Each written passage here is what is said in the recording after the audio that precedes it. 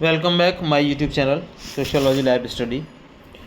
और प्रिय विद्यार्थियों, आज की क्लास में हम बात करेंगे कि जो संस्थाएं हैं, सामाजिक संस्थाएं हैं, वो कैसे बनती हैं, उनका निर्माण कैसे होता है और सामाजिक संस्थाएं हैं क्या। तो सबसे पहले आप समझ लीजिए कि जो मनुष्य की आवश्यकता है वो असंख्य हैं, और इन आवश्यकताओं को जो पूरा करने के लिए, या ये मानिए इनमें से कुछ आवश्यकताएँ ऐसी होती हैं जो जन कल्याण या समाज के अस्तित्व के लिए आवश्यक होती हैं। यदि इन आवश्यकताओं की पूर्ति मनमाने ढंग से की जाए तो कुछ ही दिनों में सामाजिक व्यवस्था अस्त व्यस्त हो सकती है, और मतलब जो समाज का ताना बाना है ना, वो एकदम बिखर सकता है। तो आप ये समझिए कि इस दृष्टिकोण से समाज इन आवश्यकताओं की पूर्ति के लिए कुछ ऐसे निश्चित साधन या कार्य प्रणाली निश्चित करता है जो लोगों को मान्य हो। समाज के सदस्य अपनी आवश्यकताओं की पूर्ति के लिए इन्हीं साधनों, कार्यविधियों या तरीकों को अपनाते हैं। इस प्रकार आप ये जो तरीके हैं या कार्यविधियाँ या साधन हैं, जो ये पीढ़ी दर पीढ़ी चलते रहते हैं, और इन्हीं जो स्वीकृत विधियों, तरीकों, कार्यप्रणालियों को संस्था कहा जाता है। या दूसरे शब्दों में आप ऐसे कह सकते हैं कि संस्था कार्य करने के ढंगों या नियमों की एक व्यवस्था है। जैसे यौन इच्छा की पूर्ति का एक स्वीकृत तरीका विवाह है, शिक्षा प्राप्त करने की एक स्वीकृत कार्यप्रणाली स्कूल हैं, कॉलेज हैं, संस्थाएं हैं, है ना। ये सारी क्या है, संस्थाएं हैं। तो ये जो परिवार हैं, तो ये सभी संस्थाओं के एक उदाहरण हैं। एक मैकाइवर और पेज की परिभाषा को देख लेते हैं, फिर इस पर आएंगे हम। मैकाइवर और पेज कहते हैं कि संस्थाएं सामूहिक क्रिया की विशेषता बताने वाली कार्यप्रणाली के सुस्थापित रूप या अवस्थाएं हैं। अर्थात an association is not a institution। जो इंस्टीट्यूशन है उसके बारे में जो मैकाइवर पेज की जो परिभाषा है, मैं उसको ज़रा इंग्लिश में ट्रांसलेट करूँ तो institution are the established forms of condition of procedures characteristics of group activity. तो अब बात करते हैं कि संस्थाएं बनती कैसे हैं। देखो, मैंने यहाँ पर एक चार्ट बनाने का प्रयास किया है, इससे मैं आपको समझा दूंगा कि कई सारी बातें इसमें बीच में हैं, और ऐसे शब्द हैं जिन शब्दों को हम अक्सर सुनते रहते हैं समाज में, उन शब्दों के बारे में। तो सबसे पहले क्या होता है कि एक विचार आता है किसी भी व्यक्ति के दिमाग में, कोई भी एक व्यक्ति समाज का, एक विचार आता है, और जब उस विचार की पुनरावृत्ति होती है, यानी रिपीटेशन होता है उस थॉट का, बार बार वो विचार आता रहता है, तो वो बन जाती है आदत। आदत बन जाती है, और वो आदत कैसी होती है, व्यक्तिक आदत होती है, इंडिविजुअल हैबिट, मतलब एक व्यक्ति की आदत होती है। उस एक व्यक्ति की आदत से प्रभावित होकर के कुछ लोग उस आदत को अपनाने लग जाते हैं, तो फिर क्या होता है, वो एक समूह की आदत बन जाती है, उस ग्रुप की हैबिट बन जाती है, और वो पूरा समूह भी उसी आदत को बार बार उसकी पुनरावृत्ति करने लग जाता है, सामूहिक पुनरावृत्ति उसकी होती है। तो फिर उसको कहते हैं जनरीति। जनरीति, देखिए जनरीति का निर्माण कैसे होता है कि पहले विचार आया, विचार की पुनरावृत्ति हुई, एक व्यक्ति के दिमाग में बार बार विचार आया, ठीक है, तो फिर क्या है, उस व्यक्ति की वो आदत बन गई, इंडिविजुअल हैबिट।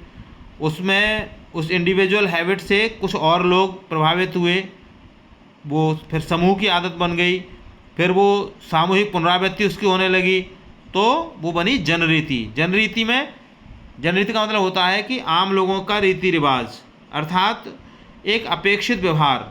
समाज अपेक्षा करने लग जाता है कि भाई ये व्यक्ति ऐसा व्यवहार करेगा, इस व्यक्ति को ये व्यवहार करना चाहिए, उसको कहा जाता है जनरीति।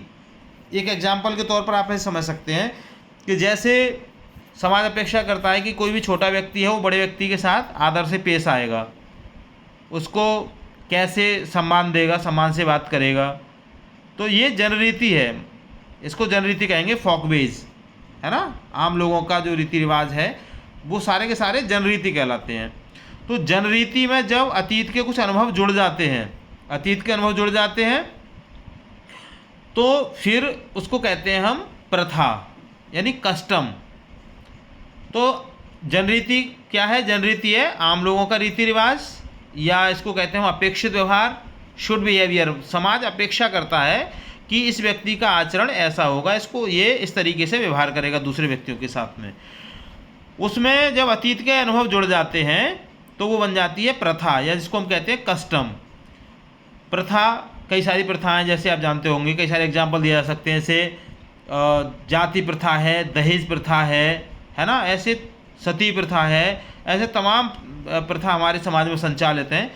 उन प्रथाओं को क्या होता है कि जब समूह की स्वीकृति मिल जाती है, मतलब समूह स्वीकार कर लेता है, इसके साथ ही उसमें सामूहिक कल्याण की भावना जुड़ जाती है और उसकी उपयोगिता भी समाज में दिखाई देने लग जाती है कि भाई ये समाज के लिए उपयोगी है, तो उसको कहा जाता है लोकाचार। अब देखो यहाँ पे ध्यान रखने की बात यह है कि जैसे हम बात कर रहे थे अभी, प्रथा के कुछ एग्जाम्पल मैंने बताए आपको, जैसे सती प्रथा है, दहेज प्रथा है ना, जाति प्रथा है, ये तत्कालीन समय में हो सकता है कि इनके अंदर सामूहिक कल्याण की भावना रही हो, आज नहीं है। उस समय के समाज की स्वीकृति रही हो, आज नहीं है।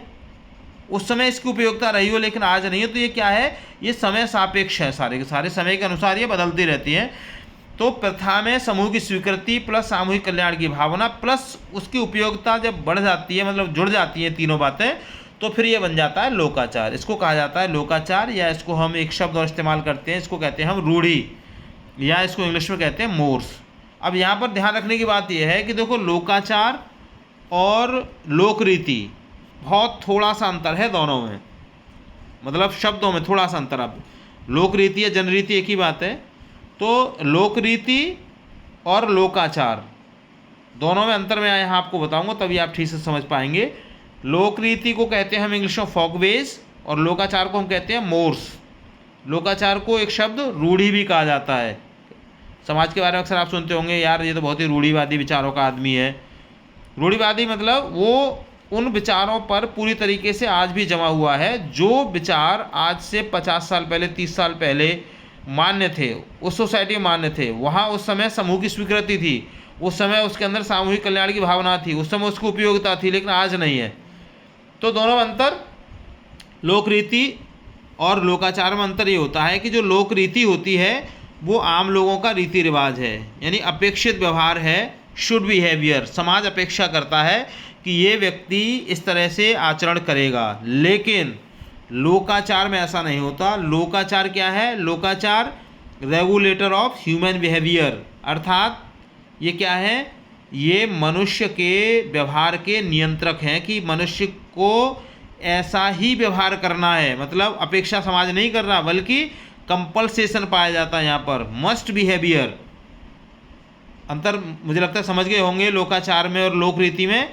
लोक रीति में समाज अपेक्षा करता है व्यक्ति से कि उसका व्यवहार ऐसा होगा, अगर व्यक्ति वो व्यवहार नहीं करता है तो समाज दंड नहीं देता उसमें।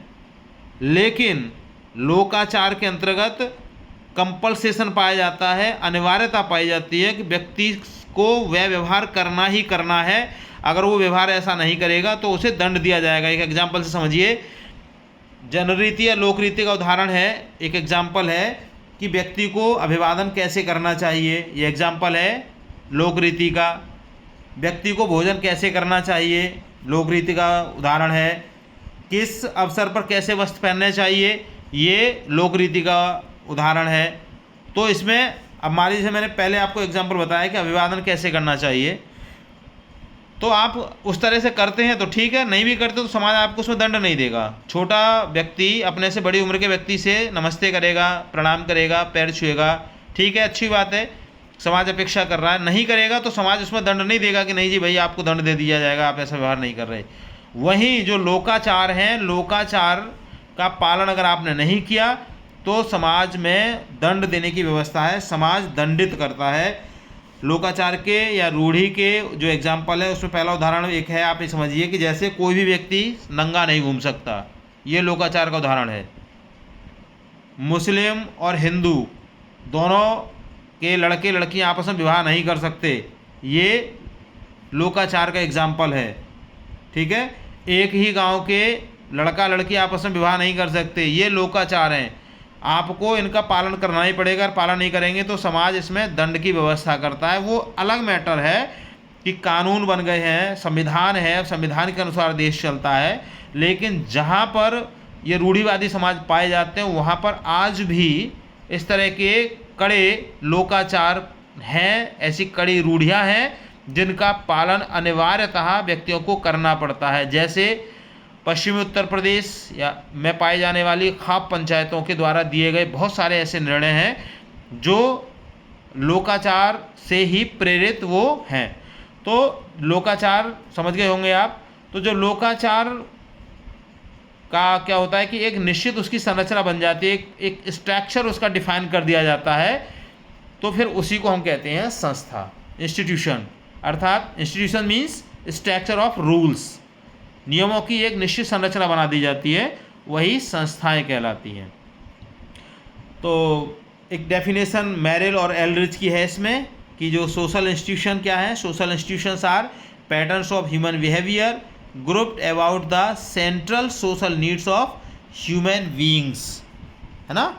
तो मतलब आप कंक्लूजन के रूप में आप समझ सकते हैं कि प्रमुख मानवीय आवश्यकताओं की पूर्ति के लिए समाज द्वारा निश्चित व मान्य साधनों या कार्यप्रणालियों को ही संस्था कहते हैं। So stop here this topic dear student. अगर कहीं आपकी कोई क्वेरी है तो आप मुझे कमेंट बॉक्स में लिख के ज़रूर बताइएगा। चैनल पर अगर आप नए हैं तो इसको सब्सक्राइब कर लीजिएगा। वीडियो पसंद आए लाइक शेयर कीजिएगा। मिलेंगे अगली क्लास में, तब तक के लिए जय हिंद।